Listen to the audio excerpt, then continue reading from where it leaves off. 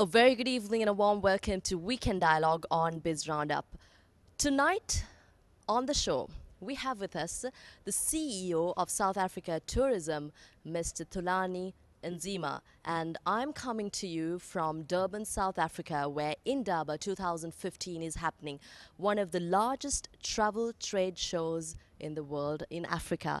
A very good evening and a warm welcome to you. Thank you very much, and thanks for visiting us here at INDABA and for visiting us in South Africa. We appreciate it. We appreciate you hosting us for this event, and I think it's best if we start talking a little about INDABA. Of course, INDABA is not known in our part of the world. We just want to know what you plan to do with this, and what is INDABA? It's in its 25th year, and how big is it now? Well, it's actually on its 25th year here in KwaZulu-Natal, but as a trade show, it is 35 years old. It is one of the top five must-see trade shows in the world. So it is already in the global maps. 35 years old, 25 years here in KwaZulu-Natal, so don't feel bad about it. You were right in some aspect. The importance of this show is that it brings together the best of what Africa can offer in the tourism and travel related space under one roof. And that roof is here in KwaZulu-Natal. We bring the best buyers in the world here, and we bring the best exhibitors in the African continent. And that's what makes it a success for us. Am I correct if I say you all had over 8,000 exhibitors, media, international guests altogether? Well, that will be the final number when we have audited the figures. Today is the last day of INDABA. You go to the trading floor and you see the activities. It's all rounding up. So we'll release the final numbers that are audited. But indeed, the trading floor here is in the region of 12,000 square meters. So for us, it's quite big. There's nothing bigger than this in the whole of the African continent. This is the biggest one. And also, this is the biggest gathering of African exhibitors in the world under one roof. Right. Now, you were appointed as CEO of South Africa Tourism in January 2012, if I'm not mistaken. What changes have you made to the tourism industry? What strategies have you implemented? Now, I think this question is quite important for us from Sri Lanka, as we are marketing the country as a great destination to the world. And I think South Africa and Sri Lanka has much to share. What strategies have you brought to the table?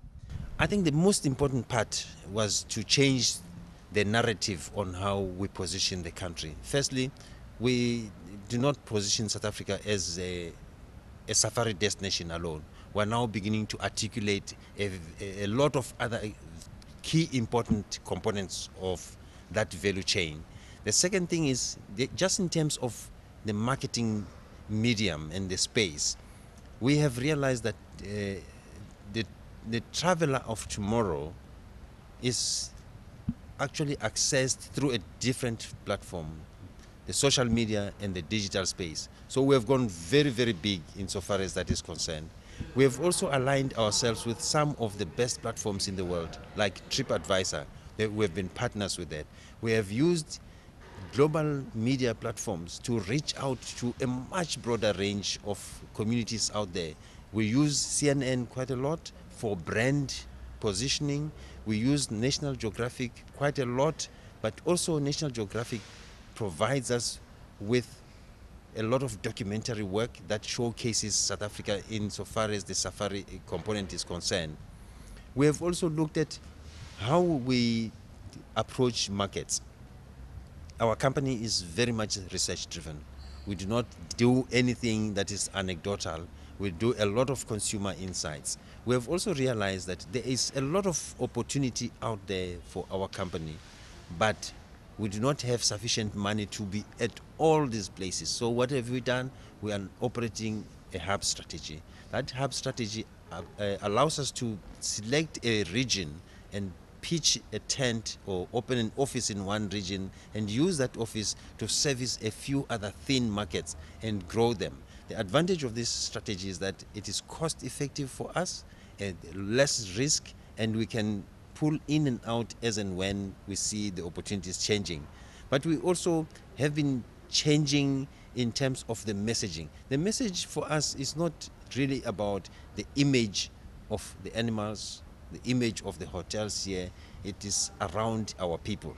It is our people who make a difference, and these are the people who give us a sustainable competitive edge. Hotel infrastructure is good when you are already there, and the pricing is good to attract people. Technology is good to drive your business, but all of these things can easily be matched by anywhere and anybody in the world. But the character of our people, the warmth of our people, is what a lot of people coming here as tourists will remember when they go back home. How we have interacted with South Africans, that cannot be matched. So we have changed our approach in how we position the country to talk to that kind of approach. Right. So, how have your strategies actually paid off? What are your statistics compared to the past 5 years? That's always a good indicator. People vote with their feet. Our figures in 2014 indicate that we have grown at a rate of 6.6%. That is higher than the global trend at about 3.8%. The year before that, we grew 5%, and the global number was at about 4%. And in 2012, in 2010, when we hosted the Soccer World Cup, of course, it was a benefit to do that. We grew by 15%. We hosted the Soccer World Cup in the middle of a recession. So the following year, we were not going to grow too much. But yes, people vote with their feet. We have been doing very well. Among the new markets that emerged in the past 2-3 years, China became our fourth largest source of long-haul traffic, overtaking countries like France and Australia. So China has been a phenomenal growth, including India. It's been growing very, very well. So we have balanced our portfolio very, very well, focusing on our core markets, but at the same time shifting our investment into the emerging markets to help us with our portfolio. CEO, I think South Africa has been on the news in the recent past with the recent spate of xenophobia, the attacks. How does the government and the tourism authorities tend to actually combat this and also make sure that this embarrassment and the shame is effectively wiped out? And what measures are you taking? Because on one end, you're trying to promote your destination, and on the other end, there are these acts, these violent acts that are condemning the nation. Well, I like your choice of words. This embarrassment that has happened, that's exactly the way we have seen it as a country, as a nation. These were incidents of a criminal nature to a certain extent, but we were very quick in condemning it from a government point of view and from the civil society point of view. All of us were saying this is not us as South Africans. I just told you earlier on that the biggest thing that we sell out there and that gives us a very clear distinction is the warmth of our people. So when anything happens that actually fiddles with the character of our people, it is depleting our bank currency. It's a huge currency that we have. So we reacted very, very quickly and condemning it. We also sent out messages to our brothers and sisters in the African region to say this is not a reflection of South African people. As a South African people, we know that the freedoms that we enjoy today are to a very large extent a credit to our very African brothers and sisters that some people were attacking a few weeks ago. So we owe it to the African people to be thankful for what we have got. So we reacted very quickly, and that helped us also to make sure that people, the rest of Africa was looking at us and saying they want to see how we're going to respond. Firstly, is this really a true reflection of who we are as a South African community? We said no, and they could see that. How authentic are we about condemning it? They saw it. We were just not talking for them. They were also joining us as the diaspora to say, indeed, we can tell you that South Africa has taken control. These things were contained within a week of them happening very, very quickly. So with that message, then the rest of Africa decided it's actually good that we continue to support each other. And it was deliberate from most of the African countries who say, we are going to defy it, because incidents of this nature have got to be confronted head on. And we have done the same when Kenya was facing its terrorist concerns. We did the same thing with Nigeria when they were dealing with Boko Haram. We do exactly the same thing when there is a fear of Ebola in the rest of Africa. We get together because we know that these things will happen to any one of us. And even the global community, I'm sure they do understand that they cannot start making big statements about South Africa being xenophobic, as if we have never seen aeroplanes plunging into buildings elsewhere. We have never seen pilots taking aircraft down. We have never seen people being attacked, and some even rising against their own leaders elsewhere in the world. So these kind of things happen around the world, but the good natured people must stand together and say, this is not going to happen, and that's what the Africans did here. You have extensive experience across not only Africa but also Australia, Asia, and some other markets. Now, finally, I would like to ask you what measures you'd like to take going forward in promoting Africa with countries like even Sri Lanka. What sort of measures do you think, and what potential do you see to work together with other emerging and developing destinations?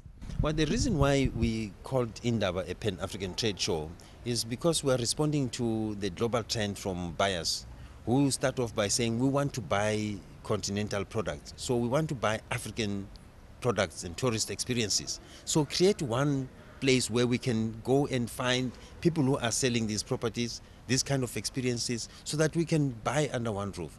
But what it really requires of us is that we need to understand that if we do not clean up our image as the African continent, we may lose out on that basis. And for us to clean up our image as the African continent, we need to pull each other up. So we cannot just be paying lip service to this. We've got to do something in a very, very practical manner. And those kind of things are to make sure that we understand that when tourists come to South Africa, they may want to visit Sun City, Cape Town, Robben Island, and here in KwaZulu-Natal, but they also want to visit Botswana. They also want to visit Mozambique. They want to visit Uganda. In their minds, it is easy to do that. So how do we market ourselves out there?